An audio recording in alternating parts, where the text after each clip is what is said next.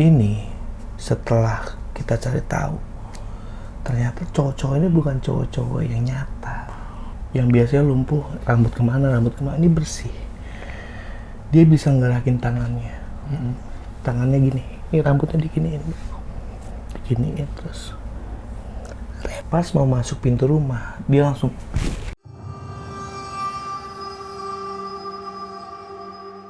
Assalamualaikum teman-teman, balik lagi sama gua.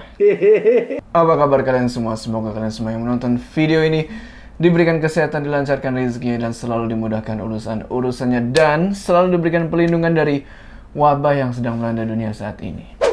Oke, cuy, di video kali ini gila, gua kedatangan tamu yang mau berbagi sebuah pengalaman yang gue yakin bakal ngasih kalian semua pelajaran. Siapa dia tamu gua? Bang Jambe. Wih, dingin apa gimana ya? Jadi Bang Jambe ini mau berbagi pengalaman ya Bang ya? Iya betul. Jadi apa sih akibat dari sebuah pengasihan itu? Sebelum kita masuk ke cerita, gue pengen Bang Jambe kenalin dulu. Siapa sih lu Bang sebenarnya Bang? Gue nggak tahu lu Bang siapa Bang. Saya laki-laki. Yang jelas. Ya gue Jambe dari ngobrol.com dan kebetulan ya tinggal dari sini ya silaturahmi sebenarnya sih. Sekarang berbagi cerita, kebetulan dia ada cerita yang keren banget nih. Benar-benar. Ya. Dan juga Bang Jambe ini punya channel YouTube namanya ngobrol.com. Nah, gue penasaran juga nih, ngobrol.com itu ngobrolin apa sih sebenarnya? Ya sebenarnya kenapa ngobrol.com? Karena gue suka ngobrol Bang. Oh gitu? Suka ngobrol. Nah, apa yang diobrolin? Nah, yang diobrolin sebenarnya kita biasanya tentang mistis pendakian atau mistis urban legend. Nah, kita angkat-angkat ya sama kayak lu Bang, maksudnya ada ilmu yang bisa diambil atau manfaat yang bisa diambil buat teman-teman di rumah gitu sih. Buat kalian yang suka horor-horor pendakian atau mistis-mistis yang lain, langsung aja kunjungi tuh ngobrol.com. Link di deskripsi ya. Udah, nggak usah lama-lama lagi. Udah siap ya? Mode horor aktif.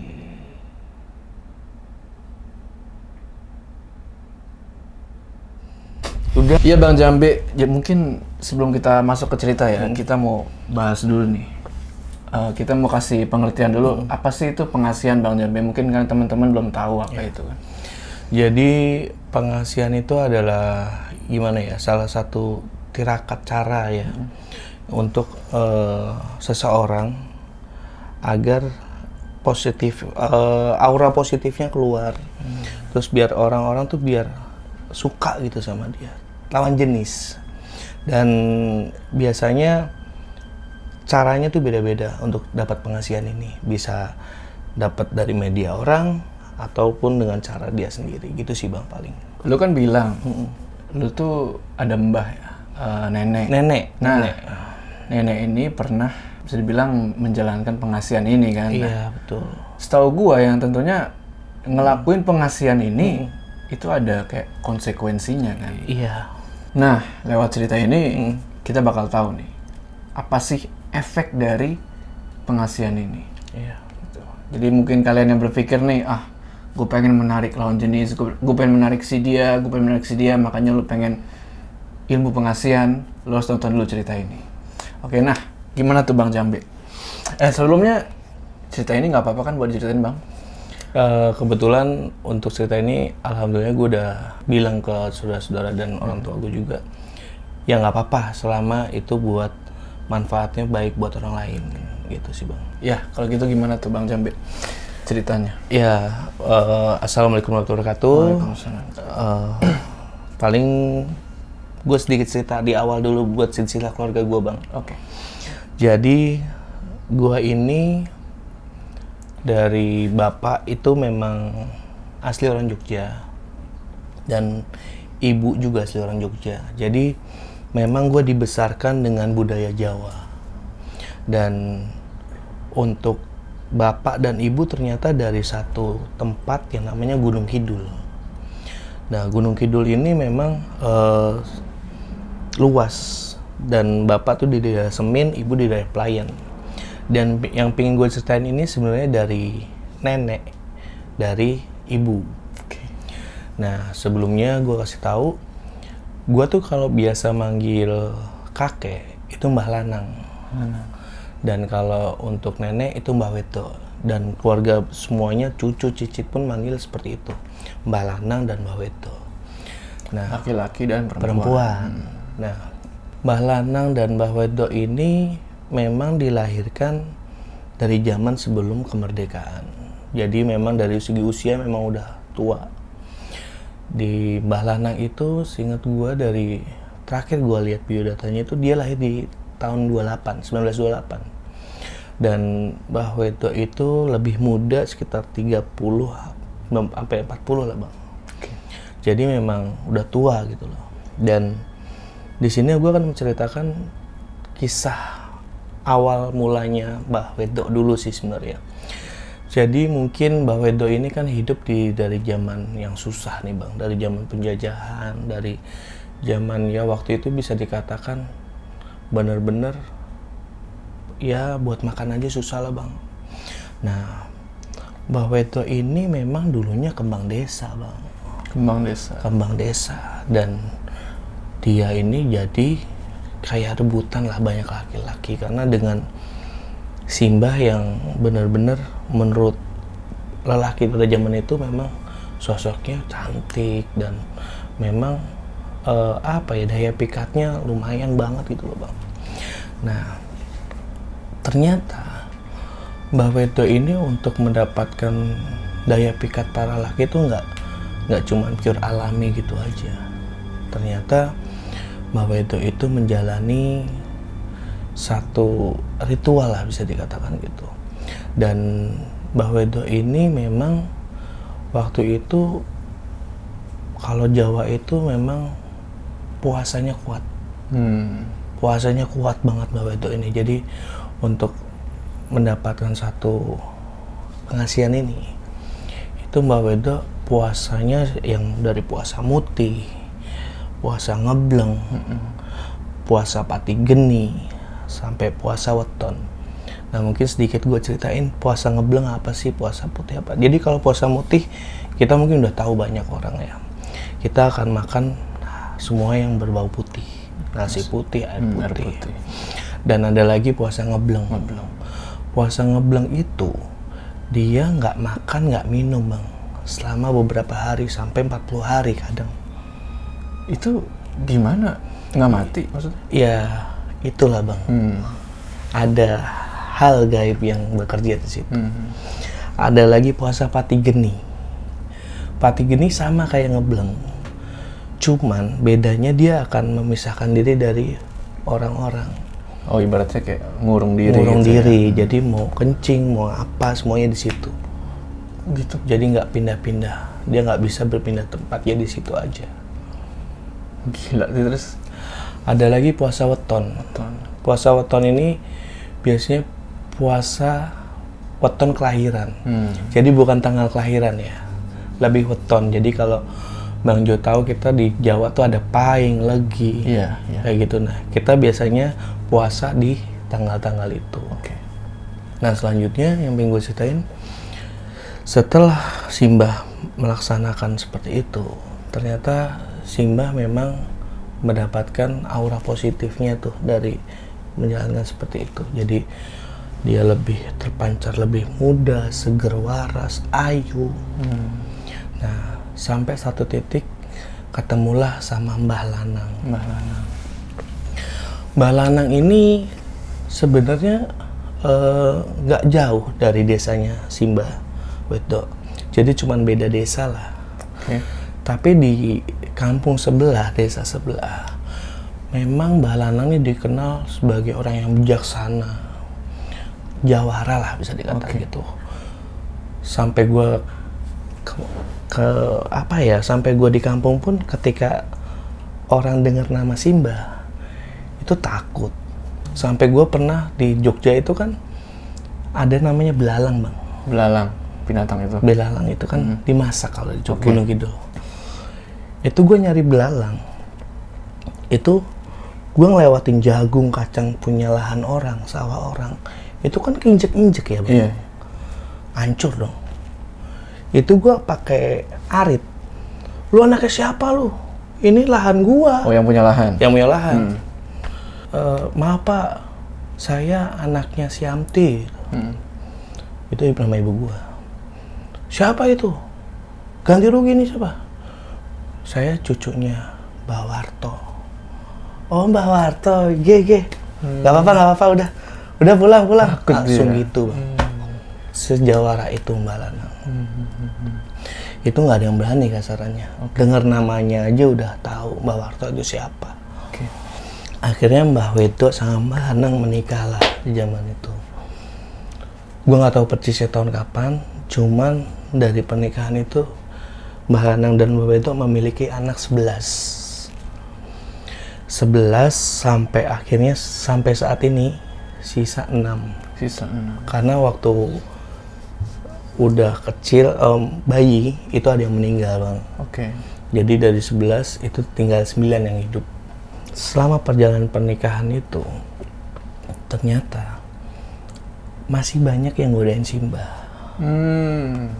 Karena pengasihannya itu auranya keluar.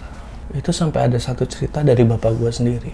Pernah ada ya mungkin seumur Simbah lah ya. Jadi gue belum ada lah nih. Godain Simbah. Udah dibilang jangan godain istri saya, dia udah punya suami. Masih godain bang. Diseretlah ke kali. Sama Mbah Lanang. Mbah Lanang sampai kali itu mulutnya dimasukin pasir bang. Lu jangan gangguin istri gua lagi. Itu udah jadi milik gua, udah istri gua. Sampai segitunya bang. Mbah Lanang saking bencinya sama tuh cowok masih godain terus. Nah sampai situ akhirnya mama kecil lah. Mama tumbuh, mama kecil sempat beberapa kali dibawa ke hutan. Mama tuh nggak tahu mau dibawa kemana. Waktu itu mama bilang masih SD. Jadi waktu itu diajak ke hutan, cuman sanggup tikar sama singkong. Dan sampai hutan tuh malam. Mama cuma disuruh tidur di tikar dan dikasih singkong bakar. Udah kenyang suruh tidur. Dan di situ Simbah masih melakukan ritual yang seperti buat pengasihan ini. Kalau gue mau nanya lu deh, kan si Mbah Wedo udah punya suami. Iya. Kenapa dia masih ngelakuin pengasihan itu? Karena untuk aura positifnya biar kebuka. Karena kan tujuannya nggak cuma daya pikat bang. Ternyata. Oke. Untuk entah aura kebijaksanaan, entah aura apanya tetap keluar. Oke. Ini itu masih dijalannya kenapa? Masih dijalan seperti itu. Tapi dampaknya yang masih banyak yang godain Simbah. Iya. Nah, akhirnya mama tumbuh besar sampai akhirnya gue lahir tuh tahun 91. Nah, di tahun 95 bapak bikin rumah di sana. Jadi tadinya bareng mertua nih, bapak bikin rumah sendiri nih. Dan rumah itu memang dulunya lapangan bang. Lapangan ada batu gede dan bentuknya miring. Dan saat mau dibangun batu gede itu nggak bisa dihancurin. Terus gimana? Akhirnya manggillah Pak Ustadz, orang pinter lah. Berdoa ternyata memang ada penunggunya. Batu itu ada penunggunya dan akhirnya minta izin karena sebelumnya ada yang tukang makan batu gede pakai palu gede itu sakit bang. Yang mau ngancurin sakit. Setelah tesik ternyata penunggunya. Selesai sampai situ akhirnya rumah dibangun lah jadi rumah. Pada akhirnya batu itu hancur. Akhirnya rumah itu dibangun. Jadi bentuk rumah gue tuh teras. Sini ruang tamu. Di sini kamar. Kita ke belakang itu ada kamar Simbah paling pojok, tempat batu yang itu. Dan sebelah kanan tuh kamar mandi. Nah kalau di Jawa tuh kamar mandinya gede-gede bang. Ya kayak di sini kecil gitu, ini gede. Kayak ada bak gedenya, gede gitu. Nah waktu itu gue tinggal lah di Jakarta. Jadi gue sering pulang kampung tuh paling dalam setahun 2 kali lah. Berjalannya waktu sampai akhirnya SMA tahun 2008 lah. Itu Mbak Lana nggak ada. Udah meninggal? Mbak Lanang meninggal. Tapi sebelum Mbak Lanang meninggal itu mati lampu bang. Dan yang mati lampu rumah gue doang. Yang lain nggak mati lampu. Katanya itu adalah cara satu melepas pegangan. Ternyata Mbak Anang juga punya pegangan. Tapi alhamdulillahnya nggak terjadi apa-apa. Ya, Mbak Anang malah mencoba kasarannya, dia nggak mau kasih tahu dia meninggalnya gitu loh. Jadi mati lampu, setelah lampu nyala Udah meninggal. Itu waktu gue SMA. Gue berjalan waktu, akhirnya di tahun 2014 itu Simba tuh ketabrak motor. Kecelakaan, ada yang nabrak lah. Lagi ya Simba kan biasa bertani lah. Nah di jalan tuh ada yang nabrak dia. Nah dia mulai sakit waktu itu, dan ya sempit sih dunia, maksudnya yang nabrak ini ternyata masih keluarga bang. Masih keluarga. Nah di situ ternyata ketemu keluarga, ya silaturahmi lagi kayak gitulah. Dan singkat cerita Simba sembuh. Yang jadi pertanyaan gua kadang ya, Simba tuh nggak pernah sakit sebelumnya bang. Sakit nggak pernah minum obat dokter, nggak pernah. Jadi ya sakit paling meriang, paling dikerokin udah. Nggak pernah sampai masuk rumah sakit dirawat atau obat dokter, nggak pernah minum. Maksudnya sakit itu nggak pernah yang aneh-aneh gitu? Nggak pernah sama sekali.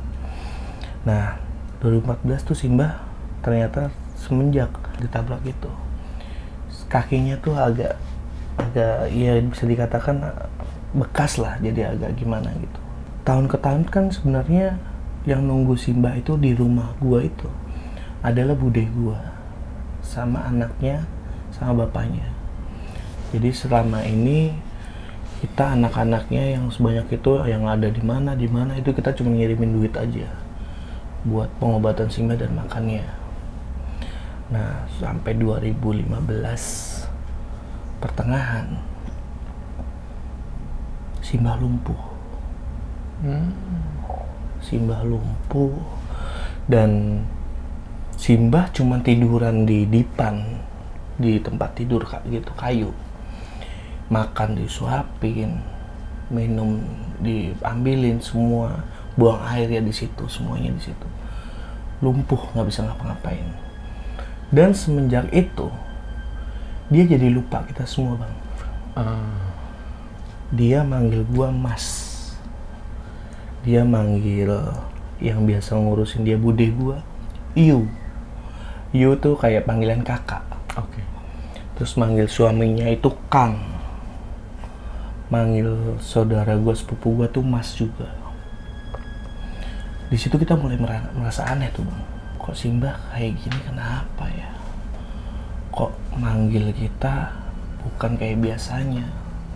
Sampai satu titik Simba tuh mulai ngomong sendiri. Rene le, dolan le, itu ngomong sendiri, kayak ada orang yang diajak main. Dan ini yang bikin gua benar-benar keinget banget.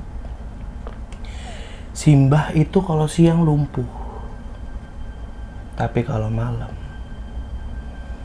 itu Simba beda.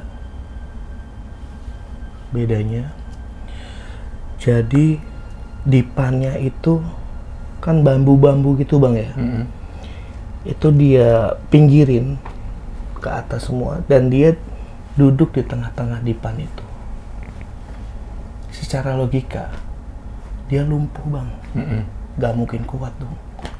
Dan kita nemuin biasanya dia udah kayak gitu. Itu dia seperti itu di malam-malam Jumat. Cuman malam Jumat? Tapi nggak tiap malam Jumat, tapi di malam-malam Jumat. Sampai satu titik gue pernah mau kamar mandi.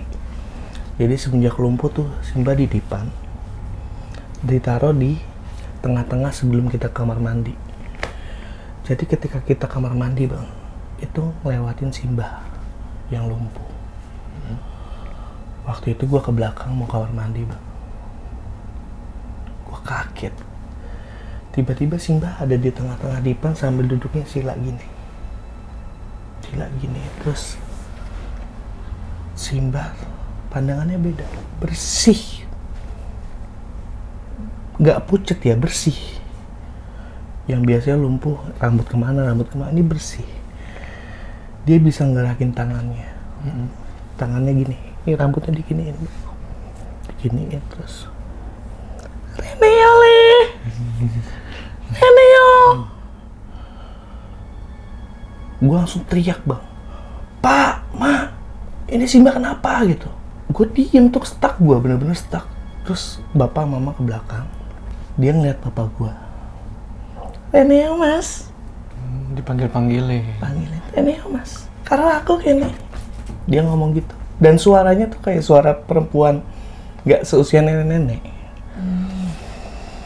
Tapi ketika ibu sama bude gue nyamperin dia, ngopo kowe?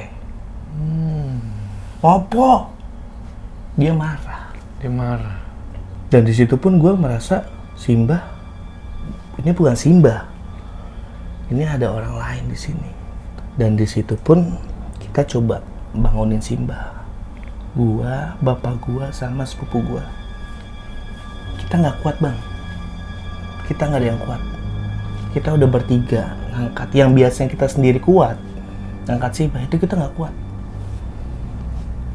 Berat, Bang. Berat ngangkat Simba. Maksudnya kita mau benerin kasurnya lagi. Bukan kasur ya, dipannya tadi, bau-bau tadi pakai tikar. Biar tiduran lagi. Nggak bisa, Bang. Nggak bisa dipindahin. Dan itu dia cuma gini-gini terus. Sama rambutnya dia gini-gini terus. Itu berlangsung sampai pagi, Bang. Begini terus pagi-pagi itu. Kalau lu pernah tahu sisir kutu? Sisir kutu ya. Yang kanan kirinya ada tempat sisir, yang kecil segini. Yang rapat-rapat. Dia selalu nyisir kayak gitu, Bang. Nyisir gitu. Dan kita awalnya takut. Tapi kesininya kita, ya udahlah. Kita masih biasa. Kita mencoba biasa lah, Bang.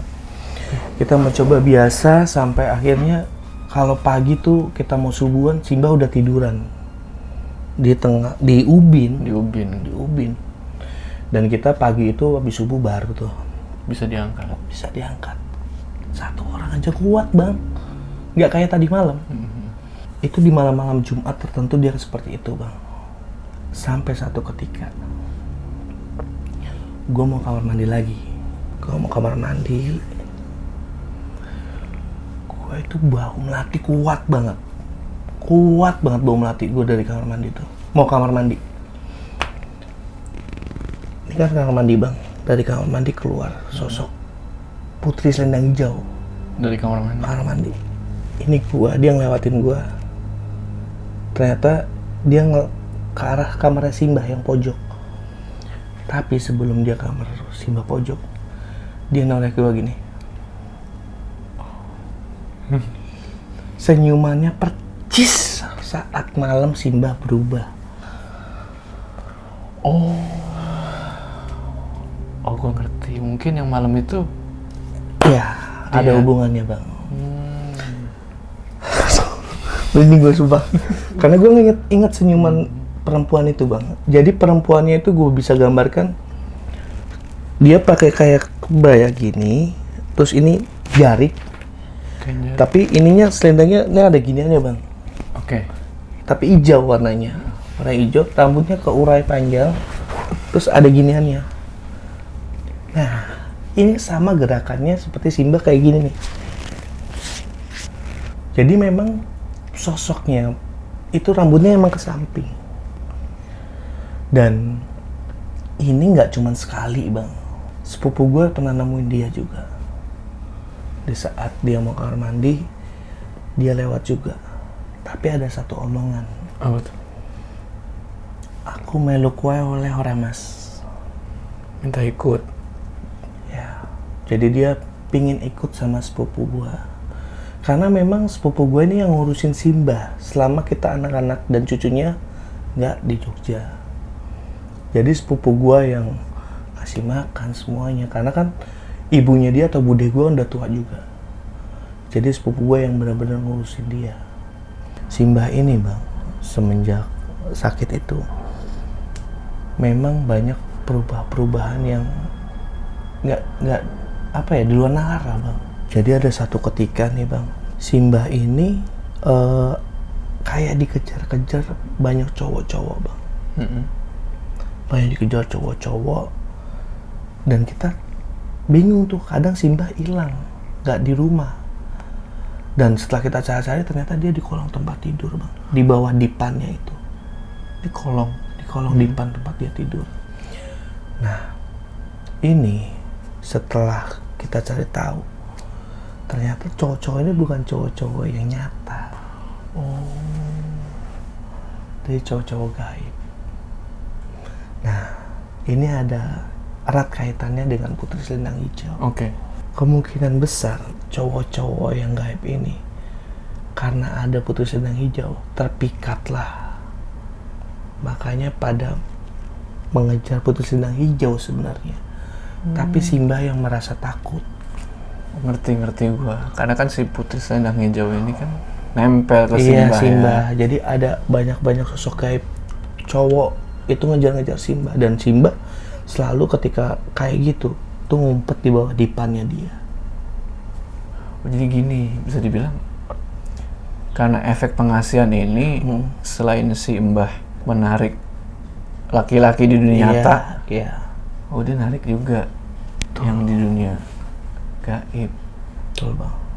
Sampai endingnya itu di berangsur seperti itu doang bang. Dan itu kita tahu baru di belakang. Jadi selama ini yang gua tahu itu dia nggak cerita kalau itu kejadian terus menerus. Gua kata itu cuman di saat itu doang. Enggak. Sampai satu titik tahun 2015 akhir. Itu anak-anaknya pada ngumpul bang. Tapi nggak semuanya. Jadi yang di kisaran Jogja aja. Manggillah orang pintar bang. Oke. Jadi kenalan Pak D gua yang ada di Klaten. Jogja Klaten kan nggak terlalu jauh. Jadi memang yang di daerah Jogja aja. Yang di Jakarta atau di mana luar dari Jogja, yang jauh nggak datang.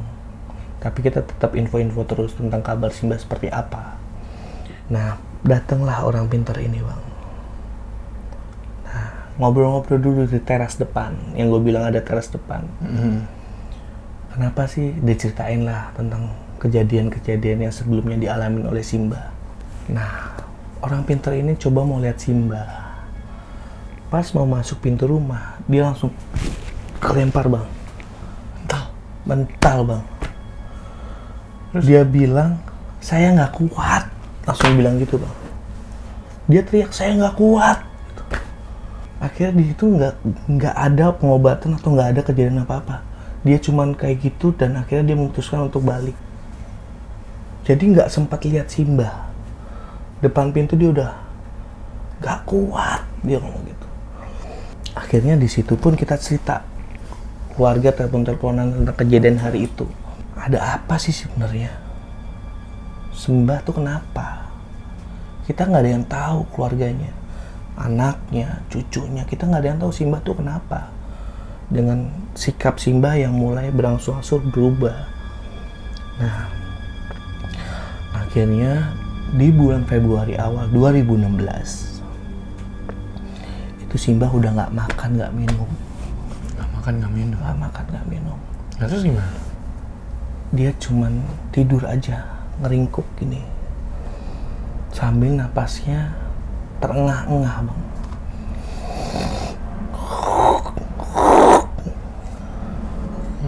Gitu. Dan di situ keluarga panik semua. Simbah tuh kenapa? Ini kenapa gerok-gerok kayak gini? Akhirnya manggillah satu orang pintar di desa itu bang. Jadi orang pintar yang pertama itu kenalan dari Klaten. Yang orang pintar kedua ini ternyata orang pintar di desa itu. Di desa gua lah. Datanglah orang pintar itu. Bisa bang masuk pintu. Bisa. Cuman nggak mau ketemu sama Simbah. Kenapa? Dia bilang terlalu kuat. Kalau istilah kata bukan takut ya, tapi segan. Oke. Nggak berani. Karena di situ dia bilang, nah di sini baru titik temunya di sini. Orang pintar itu bilang Simbah tuh punya pengasihan yang tingkat tinggi dan ada sosok kayak ratu yang melekat di tubuh Simba nggak mau keluar. Ini yang bikin Simba susah meninggal. Dan Simba itu sebenarnya harusnya kalau misalkan nggak punya pengasihan udah bisa meninggal. Cuman karena terhalang dengan kesulitan kayak gitu nggak bisa. Dia cuman bilang gini, orang pintarnya, ini saya kasih air doa Om. Tapi ketika air doa ini diminumin, Simba nggak ada. Jadi ketika air dikasih ini, dia akan langsung meninggal. Cuman orang pintar tuh bilang, tapi Simba nggak bisa diterima bumi. Karena masih ada Sosok yang itu melekat di tubuhnya itu. Caranya gimana dong Pak? Gitu.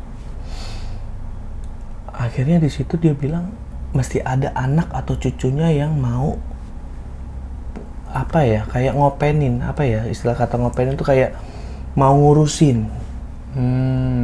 Jadi dipindahkan dari sosoknya Simba ke orang yang mau ngurusin. Tapi anak cucunya nggak ada yang mau Bang. Kita nggak ada yang mau, kita nggak ada yang berani. Iyalah. Sampai akhirnya kita bikin yasinan lah malam itu. Kita bikin yasinan, kita ikhtiar kalau misalkan Simba emang udah waktunya, ya udah, tolong diperlancar. Tapi kalau misalkan nggak bisa, belum disembuhkan, tolong kalau belum meninggal, tapi tolong jangan diginiin, karena kasihan Bang. Napasnya begitu ya. Kayak napas tuh udah di ujung gini, tapi emang Kayak bisa dibilang kayak sakaratul maut nggak sih? iya, bisa dikatakan gitu kali ya Bang. Jadi kalau sakaratul maut kan memang orang terkadang kita tahu dia kan tas nggak ada kan. Ini enggak Bang. Dia ngeluarin gitu terus.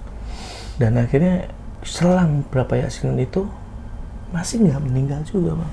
Bukannya mendoakan ya, cuman kita berdoa semoga Simba dikasih yang terbaik gitu loh. Iya. Kasihan maksudnya daripada menderita gitu. Iya, kan? menderita itu sakit pasti Bang. Dengan kondisi seperti itu sakit. Dan endingnya adalah sepupu gua. Dia punya teman ternyata, dan temannya itu orang pintar juga lah, tapi di beda desa jauh lah. Akhirnya habis Isya dia pergi ke orang pintar itu. Sampai orang pintar itu bilang, saya nggak berani kalau mesti ke sana, ilmunya terlalu tinggi. Nah saudara gue bilang, kalau boleh tahu ini ilmu apa sih Pak? Kemarin ada beberapa menceritakan lah, kemarin tuh ada orang pintar udah gini-gini sampai akhirnya nggak kuat masuk pintu gini-gini. Simba tuh punya pengasihan tingkat tinggi, semar mesem. Jadi ini Simba bisa dapat itu melalui tirakat, melalui prihatin yang kuat. Nah, flashback ke belakang. Waktu Mama diajak ke hutan, itu iya cara Simba untuk prihatin, untuk ritual tirakat ya seperti itu Bang. Jadi bukan yang dapat dari orang, tapi memang dia dapat sendiri gitu loh. Akhirnya orang pintar itu ketika saudara gue datang bilang, saya bisa bantu, cuman saya masih dari rumah, saya nggak berani ke sana. Karena ketika saya ke sana, ini saya juga akan kejadian seperti yang sebelum-sebelumnya. Nggak kuat. Akhirnya di situ dia baca surat Al-Quran dan bikin air doa juga. Dia bilang, kalau misalkan nanti air ini dikasih, mudah-mudahan 2 atau 3 hari ada jalan keluarnya. Nah, pulanglah dari situ ya kan. Pulang dari situ akhirnya dikasih tahu semua keluarganya. Di situ keluarga sebenarnya udah ikhlas Bang, dan lebih nangis karena kondisi Simba yang seperti itu. Ketika dia balik, jadi air itu dibalurin di kakinya, sama badannya, sama kepalanya Bang. Itu selama 3 hari. Itu Simba seger waras Bang, walaupun udah kayak gitu. Itu mukanya masih bisa dikatakan nggak seumurannya lah Bang. Jadi masih agak gemuk. Sampai suatu ketika pernah bapak bawa temennya. Itu temen bapak sampai bilang gini, Simba kok awet enom banget ya. Malah kayak muda banget. Sampai kayak gitu Bang. itu selalu ada perkataan seperti itu, yang bukan keluarga ya. Ketika ada orang lain atau siapapun main ke rumah, pasti ada obrolan seperti itu. Nah, akhirnya selang 3 hari setelah dikasih baluran itu, jam pagi lah bang, jam-jam 7, itu Simbah kayak itu panjang, langsung nggak ada. Meninggal di situ. Cuman yang jadi masalah dan menjadi mistis dan seram menurut gua, setelah kematiannya Simbah langsung jadi tua banget bang, peot, kempes pelan-pelan bang. Jadi dia kembali seperti seumurannya dia semestinya. Jadi keriputan kayak nenek gitu ya? Hitam bang, tadinya putih langsung hitam pelan-pelan. Itu bisa dibilang udah keluar ya? Udah keluar, bisa dikatakan gitu bang. Ya di situ setelah kita, alhamdulillah setelah penguburan itu nggak terjadi apa-apa bang. Akhirnya Simbah biasa yasinan, tahlilan. Nah, waktu Simbah mau 40 hari, adik gue meninggal. Jadi besokannya 40 hari, malamnya adik gue meninggal. Allahualam ya.